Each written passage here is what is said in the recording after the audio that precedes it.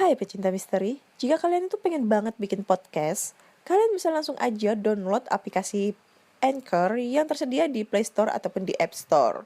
Caranya gampang banget, silahkan tinggal download dan itu gratis tanpa dipungut biaya. Dan podcast kalian langsung terpublish secara otomatis di Spotify, Google Podcast, Apple Podcast, ataupun di Anchor. Gampang banget kan? Buruan coba langsung bikin podcast kalian agar kalian bisa berkreativitas seperti yang lainnya.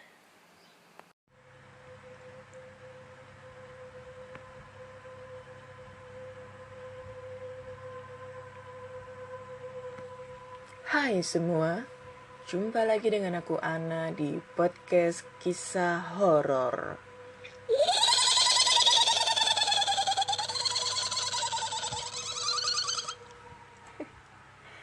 Udah malam, jam 2. Nanti pada bangun lagi, orang-orang dikiranya kuntilanak beneran cuy.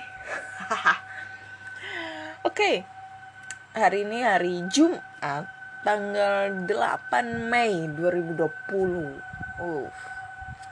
Dan katanya sih denger rumor-rumor kalau ramalan itu hari ini hari kiamat atau apa, aku juga gak paham ya, yang lagi rame banget di medsos.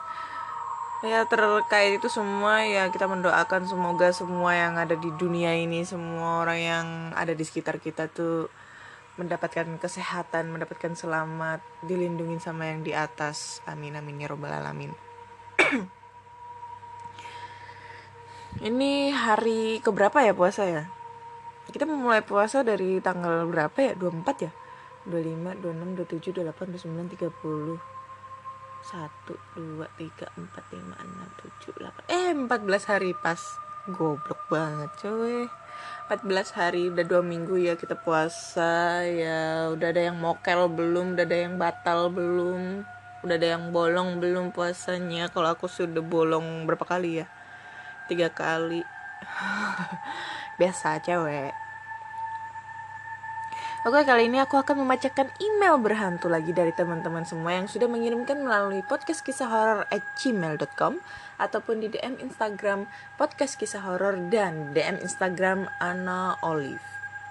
Dan sebelum kita memulai, jangan lupa matikan lampu, tutup pintu rapat-rapat, dan pasang headset kalian. Siapa tahu di saat kalian mendengarkan cerita horor kali ini ada sesosok bayangan yang sedang mengintai di dalam kamar kalian. Selamat mendengarkan.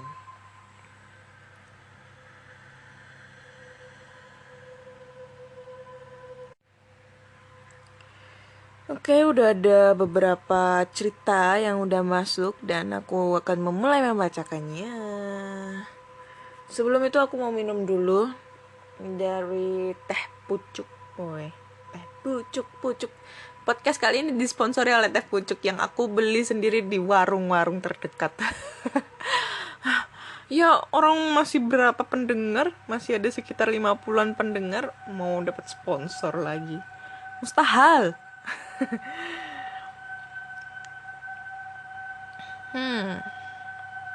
Tapi sih juga pengen ya ada yang endorse. Aku nggak butuh endorse sih. Ya aku endorse tapi nggak butuh imbalan. Aku butuh imbalan makanannya doang aja lah buat nemenin pas di saat bikin podcast. Aduh, berharap cuy nggak lah, kok lah ngapain gitu juga. Ya kalau ada yang ngasih sih ya syukur alhamdulillah. Ngasih ya tetap ngarep. Oke, cerita kali ini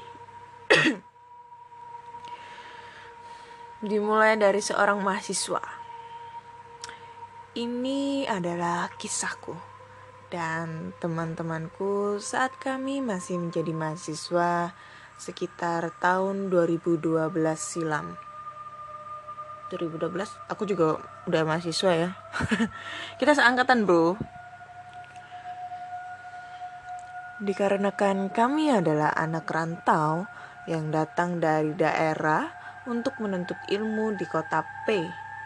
Kami yang tinggal satu kos berteman dan mempunyai kelompok bermain atau geng sebanyak 4 orang. Kota P. Apa ya? Pare? Pati? P itu mana lagi? Ponorogo, Probolinggo, Luar lagi mana? Padang, Pekanbaru, banyak banget Pe. Pontianak, banyak.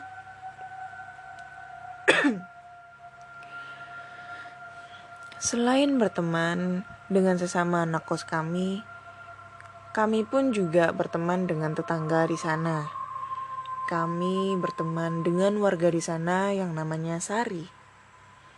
Ia adalah ibu muda, namun gayanya masih seperti anak muda. Akan tetapi ada yang berbeda dengan Bu Sari ini. Ternyata auranya dipenuhi dengan aura mistis, yaitu ia ditempeli oleh beberapa jin, di mana jin itu sering merasuki badannya saat ia marah atau emosi.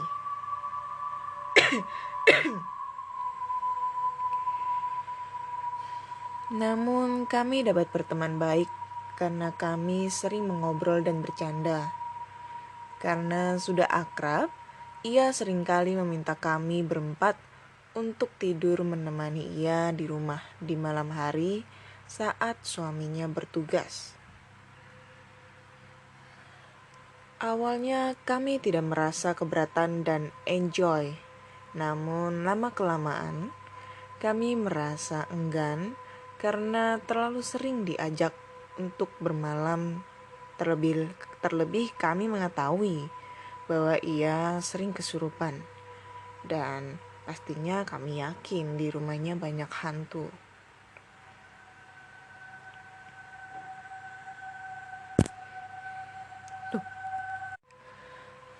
Namun, karena tidak enak untuk menolak, kami pun sering bermalam di rumahnya. Sebenarnya kami merasa merinding saat berada di rumahnya. Namun kami berusaha untuk cuek dan tidak peduli. Aku juga tidak tahu mengapa hanya diriku saja yang sering bermimpi buruk saat bermalam di rumahnya. Pernah suatu malam aku terjaga karena ketindihan.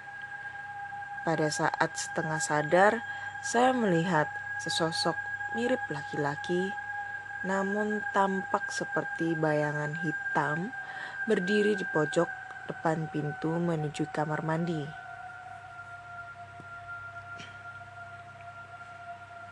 Aku melihat ia sedang menatap tajam ke arahku.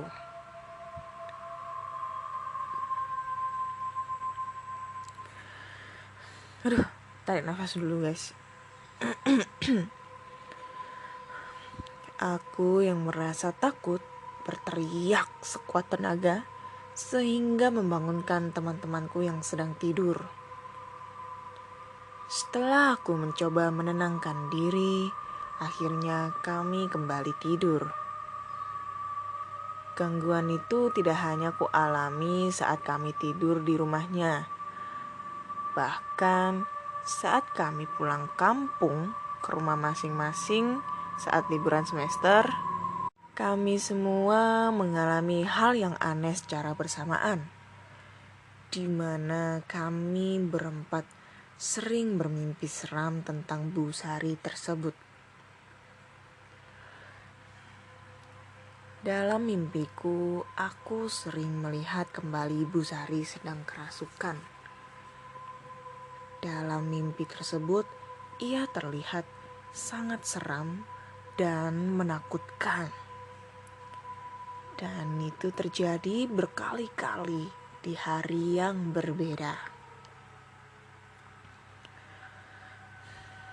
Semenjak kami saling menceritakan tentang pengalaman kami yang sama tersebut, kami memutuskan untuk tidak mau lagi menginap di rumahnya.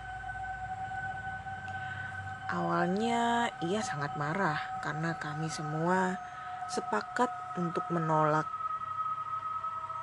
ajakannya, dan untunglah lama-kelamaan suasana kembali mencair.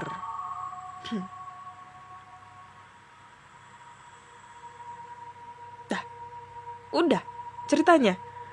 Lah, Ya elah, kalau gitu kan endingnya kan nggak aku bikin ngegantung gitu loh.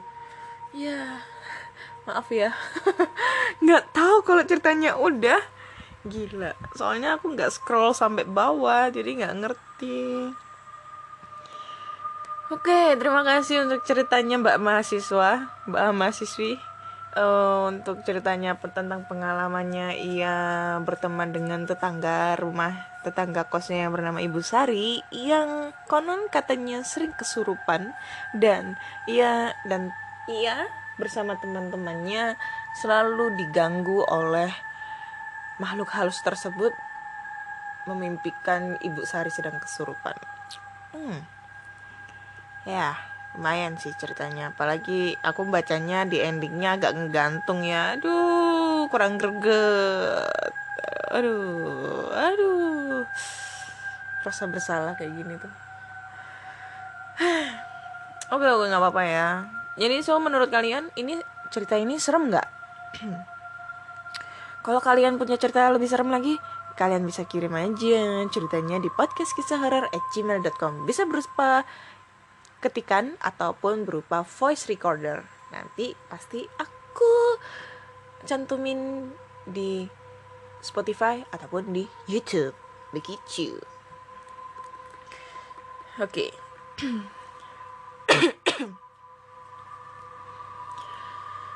Cerita kedua.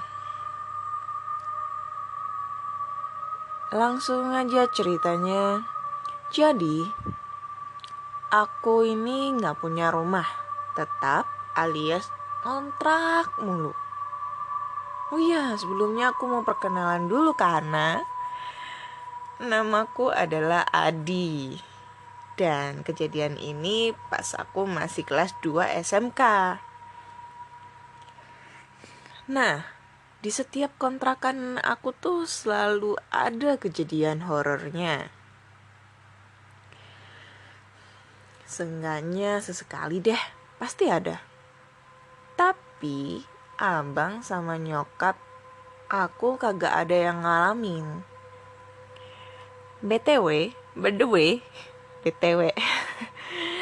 way, kejadian ini nyata aku rasain.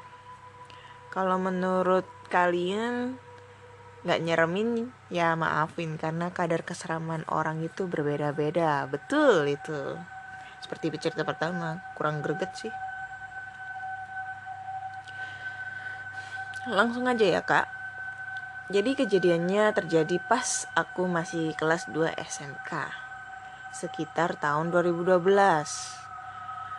Aku ngontrak di rumah yang naikan gunung.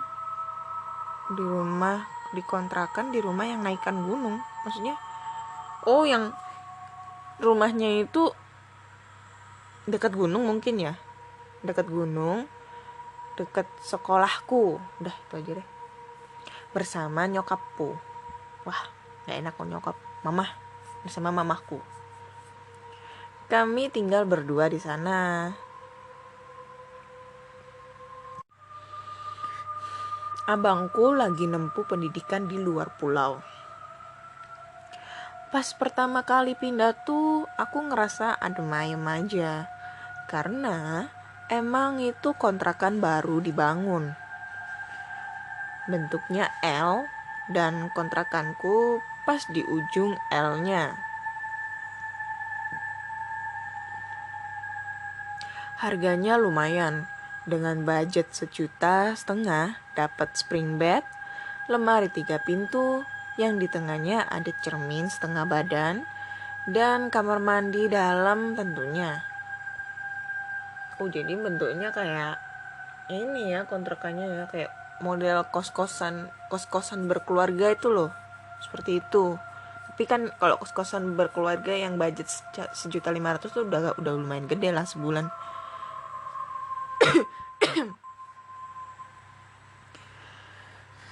Di malam pertama aku tidur nyenyak. Tapi enggak di malam kedua. Aku dan mamaku tidur satu ranjang. Aku tiba-tiba kebangun dan refleks ngecek HP, dan aku masih inget banget Waktu itu pukul 2:13 pagi. Aku noleh ke mamaku dan shock ngeliat bayangan hitam gede muncul dari betis nyokapku. Wah, nyokap lagi dah. Ukurannya 2 kali besar manusia biasa. Bentuknya gak jelas, samar-samar karena kebiasaan tidur. Lampunya dimatiin. Tapi kayak kelelawar gitu, bersayap dan ada kayak gigi taring di ujung sayapnya. Badan aku kaku. Aku ngelihat nyokapku tidur telanjang dengan pulasnya. Telanjang. Salah ngomong guys. Aduh gelo deh. Salah ngomong, telanjang, gila. Aduh. Ini pikiranku kenapa ya ngomong telanjang. Goblok banget nih. Telentang bego. Ini beneran telentang, ini bukan telanjang, sumpah deh. Ini aku salah ngomong nih. Aduh. Porno banget sih pikiranku kali ini. Aduh, VPN mana VPN? Ayo aku ulang ya.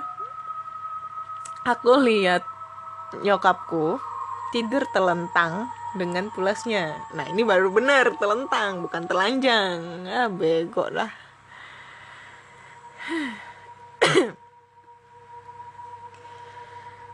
Aku teriak sekuat tenaga, tapi suaraku gak bisa keluar.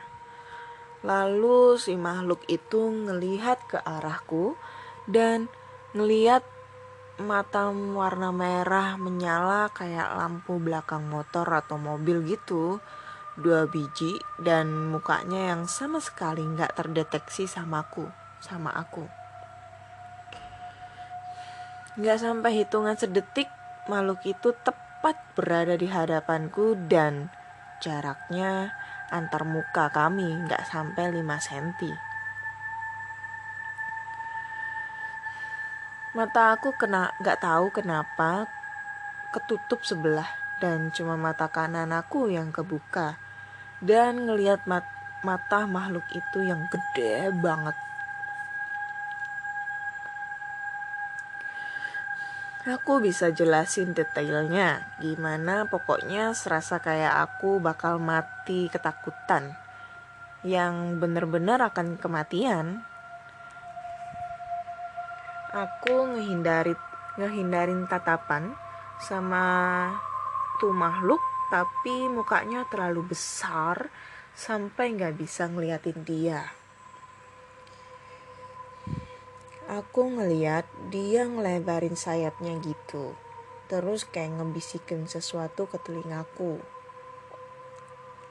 Seandainya kalian ngerasain, jadi aku suaranya itu gak bisa dideskripsikan. Bukan suara manusia, bukan suara hewan, bukan suaranya kayak pengisi suara di film horor. Yang jelas suaranya itu pertama kali aku dengar dan gak ada suara yang bisa niru atau mirip dengan suara itu. Suaranya nusuk ke telinga dan ngejalar ke ubun-ubunku. Di situ aku fix ngerasa ajal tinggal di depan mata. Tapi tiba-tiba makhluk itu hilang dan aku bisa bernafas. Kakiku lemes banget, tanganku gemeteran. Aku gak berani noleh ke arah nyokap, bahkan buat ngelirik ke arah lain aku masih takut setengah mati. Lama banget aku ngatur pernafasan, ngumpulin nyawa buat bergerak, baru aku berani ngelihat HP-ku.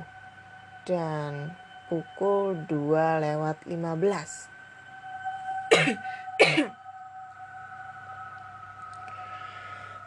Aku kaget karena tadi itu udah berasa lebih dari sejam aku ngalamin itu dan ternyata cuma 2 menit.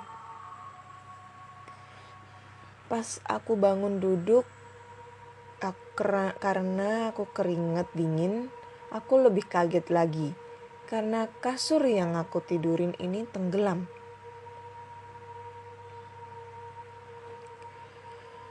Maksudnya kayak ada bobot yang berat banget di tempat tidur aku ini sampai kasurnya kemasuk ke dalam. Aku lihat nyokapku tidur membelakangiku. Aku gak berani bangunin atau sentuh karena aku takut. Seandainya itu bukan nyokapku, melainkan makhluk itu, gimana coba? Ya gak tahu. Aku pindah posisi ke samping bekas aku tidur yang tenggelam itu. Aku berusaha tidur dan cukup lama sampai aku bisa tidur. Paginya seperti biasa sampai nyokap aku ngeluh-ngeluh sakit dan aku lihat betis nyokap aku memar biru-biru. Dan itu betis dimana aku lihat si makhluk itu megang betis nyokapku. Sejak itu aku butuh waktu lebih 2 minggu tidur dengan lampu gak dimatiin. Karena nyokap aku heran. Karena biasanya malah aku yang selalu minta dimatiin. Tapi tumben malah aku maksa jangan dimatiin. Kejadian aneh lainnya lagi. Lampu di teras belakang kontrakan selalu mati. Padahal lampunya baru beli. Pas dicek, sambungan listrik masih bagus. Pas malamnya, aku kebelet pipis dan lampu belakang teras itu kelihatan dari sampingan kamar yang ada jendelanya ke arah kamar mandi. Aku nekatin diri lewatin daripada ngompol di celana dan dimarahin nyokap. Pas aku lewat, tiba-tiba ajaibnya. Lampu itu nyala terang banget. Anya banyak terang banget. Warnanya putih bersih. Aku bersyukur karena gak gelap. Kalau gelap, aku takut ketemu makhluk itu lagi. Sekembalinya aku dari kamar mandi, itu lampu berubah jadi kuning. Kuning. Ingat awalnya putih. Dan tiba-tiba lampunya kedap-kedip sendiri. Ajeb. Ya aku gak pernah loh datang ke tempat-tempat gituan. Aku langsung lari dan loncat di atas kasur sambil meluk tangan nyokapku. Masih ada 2 cerita lainnya di kontrakan aku yang itu tentang rambut di plafon dan laki-laki di cermin. Aku herannya padahal itu kontrakan baru, tapi kok banyak yang aneh-aneh. Bahkan nyalahin kejadian yang aku alamin di rumah tukang bakso, di mana aku ngelihat pengantin Jawa loncat dari tangga. Sekian Kak ceritaku kali ini dan terima kasih sudah dibacakan. Sukses selalu buat kakak dan podcast kisah horornya. Oke, terima kasih Adi. Adi ya? Adi kok tidur bareng nyokap ya? Ini tapi kebanyakan sih tapi ada loh namanya Adi, dia itu cewek. Kayak temenku namanya Febri, cewek. Ya banyak sih, kebanyakan namanya itu hampir mirip-mirip cowok, itu banyak banget sih. Febri, Rizky, kan bisa dipakai nama cewek, bisa dipakai nama cowok juga kan. Gak kecuali juga Adi. Dan ini makanya aku agak salfok sama yang aku baca. Aduh goblok banget sumpah. Aduh, kenapa gue bisa telanjang gitu loh? Apa yang di dalam pikiranku pada saat ini? Kenapa harus berpikiran telanjang? Padahal itu tulisannya itu telentang. Gila sumpah. Aduh, malu-maluin aja anak. Apa yang dalam mungkin ini efek aku belum nikah ya. Jadi pengen nikah gitu kan. Pengen punya anak, pengen nikah tapi belum ada jodohnya. Aduh, udah tua lagi, umur 29. Nah, curcol deh gue. Oke, terima kasih buat ceritanya. Ini ceritanya lumayan serem ya ini ya. Bagiku ini serem sih. Ya, kayaknya sih kalau ada makhluk halus yang menyerupai binatang itu bisa dikatakan seperti kayak siluman ya. Dan itu kan kontrakannya baru. Bisa aja ada sejarah tentang yang ya pokoknya sejarahnya tentang tanah yang sebelumnya dibangun jadi sebuah rumah kontrakan seperti itu kan ada gitu. Ya banyak lah kejadian yang kayak gitu itu, yang misalnya kayak pabrik sebelumnya lahan kosong yang udah lama, habis itu dibikin pabrik, akhirnya banyak penunggunya karena banyak penunggunya yang udah menempatin itu tempat itu sebelum bangunan ini dibangun kayak gitu kan. Untuk masalah ketindihan, aku juga pernah ngalamin ini ketindihan ini. Tapi ketindihan itu kan bisa juga kita prediksikan kalau kita kecapean sehingga membuat sebagian syaraf otot kita itu agak bukan kejang ya, sedikit bukan tidak berfungsi secara permanen, tapi kayak ya itu tadi apa ya, kaget gitu loh, sehingga tuh nggak berfungsi, mungkin karena kecapean segala macam itu bisa terjadi. Tapi untuk masalah makhluk halusnya kan juga bisa dilihat mungkin karena halusinasi ya, karena kan identik kalau kita nggak bisa gerak badan,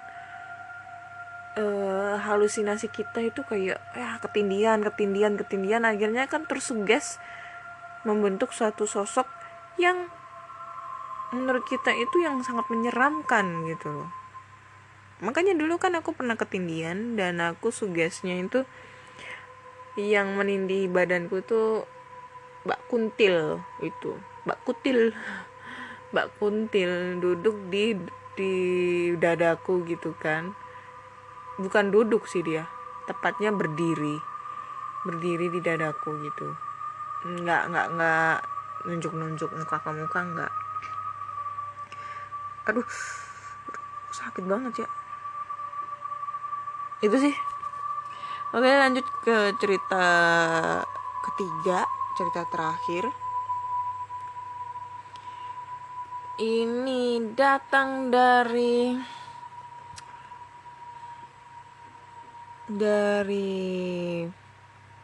siapa ini? Datang dari Febian lagi. Rizky Febrian @gmail.com melalui email ya. Dan dia akan bercerita tentang pengalamannya. Jadi begini Kak, aku yang bekerja sebagai room boy di sebuah hotel bintang 5 waktu itu, salah bacanya, aku dulu, ini salah dia yang ngetiknya. Aku dulu bekerja sebagai room boy di sebuah hotel bintang 5.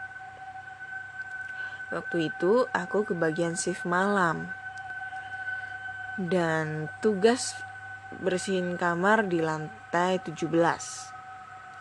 Malam itu hotel lagi sepi, gak ada tamu yang menginap di lantai ini. Cuma ada beberapa kamar yang baru ditinggal check out tamunya tadi sore. Aku langsung keluar koridor. Suasana sepi mencekam menyambut di lantai ini. Aku langsung menuju kamar 1728 yang berada di ujung koridor. Aku dorong troli menyusuri koridor. Nggak tahu kenapa perasaan jadi gak enak pas mau lewatin ruangan bekas restoran di tengah koridor. Dan jalan sambil lihat ke ruangan itu, cuma ada bangku dan meja-meja yang masih tertata rapi. Akhirnya sampai di kamar 1728, aku masuk dan mulai bekerja. Di tengah-tengah lagi kerja, kaget dengar suara langkah orang lari di koridor. Dalam hati, siapa ya? Perasaan gak ada tamu deh. Mulai merinding. Aku beranikan diri keluar. Lalu aku lihat sepanjang koridor gak ada siapa-siapa. Makin merinding, suara cewek menangis dari arah ruangan bekas restoran itu. Salah. Makin merinding, tapi terus aku lanjutin bersihin kamar. Pas selesai berniat ngerjain kamar depannya, baru mau buka pintu, kayak ngedengar suara cewek menangis dari arah ruangan bekas restoran itu. Sontak jantungku berdetak dengan kencang. Mana sepi banget nih lantai. Aku sendiri bingung tuh, pengen lanjut ngerjain apa turun.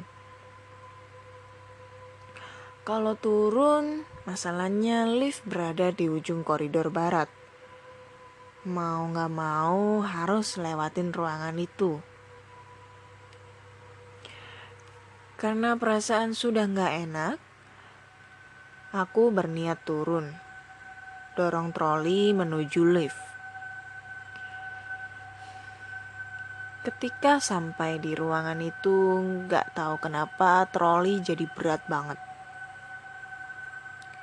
Aku dorong gak bisa, kayak macet rodanya. Gak sengaja aku melihat ke arah ruangan. Dan apa yang terjadi? Jantungku sudah mau copot ketika ngelihat cewek lagi duduk pakai baju putih, mukanya ketutup rambut panjang menyentuh lantai. Aku lari secepatnya, ninggalin itu troli sambil terdengar suara khas ketawa kuntilanak.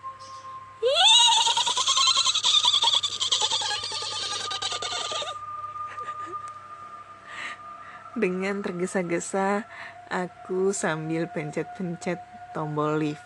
Aku pun masuk dan langsung turun. Sekian cerita dari aku, Kak. Terima kasih sudah dibacakan dan sukses selalu. Sukses selalu buat Rizky. Dan semoga diberkahi untuk kelancaran kerjanya ya.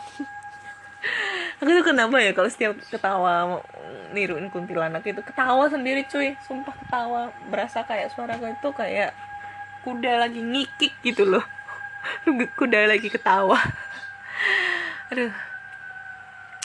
Oke, ini udah 3 cerita yang aku bacain. Dan dari ketiga cerita ini menurut kalian mana yang paling serem? Kalau aku sih jujur yang lumayan agak serem ini yang nomor 2 ya. Selain ditampakkan sesosok siluman kelelawar, dan juga serem karena aku harus mengucapkan kata telanjang itu tadi ya. Oke teman-teman, jika kalian punya cerita horor dari pengalaman pribadi kalian ataupun dari teman-teman, saudara, kakiku sakit, saudara, orang tua, ataupun ya teman terdekat kalian yang ada di sekitar kalian, urban legend dan lain-lain, kalian bisa langsung kirim ceritanya ke email podcastkisahhoror@gmail.com ataupun di DM Instagram podcast kisah horor ataupun DM Instagram Ana Olive. Nanti bakalan aku bacain ceritanya di Spotify, di podcast ataupun di YouTube. Dan jika kalian penasaran dengan cerita-cerita podcast aku yang ada di YouTube, karena memang ceritanya berbeda dari yang ada di aku update di Spotify, kalian bisa langsung aja langsung cek di channel Ana Olive. Jangan lupa subscribe, like, komen, dan share. Terima kasih semuanya sudah mendengarkan. Selamat menunaikan ibadah puasa, selamat sahur, dan selamat malam.